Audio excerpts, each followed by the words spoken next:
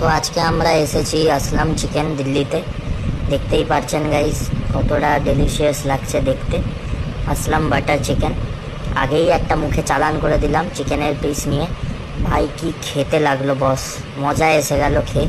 তার সাথে পুরোটাই হচ্ছে বাটার ক্রিম, আর উপর থেকে তো পুরো বাটারের একদম কি বলবো, পুরো পুকুরের মধ্যে চিকেনগুলো পুরো ভাসছে।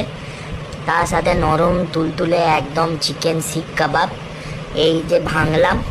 ওফ কি দেখতে লাগছে, ভয়েস ওভার দিতে দিতে পুরো মুখে জল চলে এলো।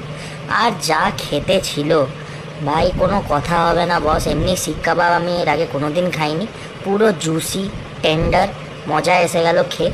তার সাথে এবার এই যে রুমালি রুটি, এরকম মুলায়ম রুমালি রুটি এর আগে কোনো দিন আমি খাইনি।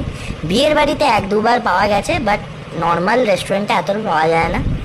গ্রেভিটার সঙ্গে লাগালাম, পুরো কোলেস্ট্রল হার্ট অ্যাটাক সব একসঙ্গেই হয়ে যাবে। দারুণ খেতে, কিন্তু বাকি জিনিসটা হচ্ছে পুরোটাই ক্রিম। আর এইটা একটা আমি নতুন এক্সপেরিমেন্ট করলাম, রুমালি রুটির মধ্যে একটুখানি ওদের ওই সিরকেওয়ালি পেঁয়াজ একটা শিক কাবাব লাগিয়ে ওটাকে এই গ্রেভির মধ্যে পরে ডিপ করব। আর যা খেতে লাগলো, ও আপনারা এক্সপ্রেশন দেখে বুঝতেই পারছেন ভাই কি মজা লাগছে খেতে। জিনিসটা হচ্ছে কি পুরোটাই একদম হেভেন। ফুড কোমায় চলে গেলাম।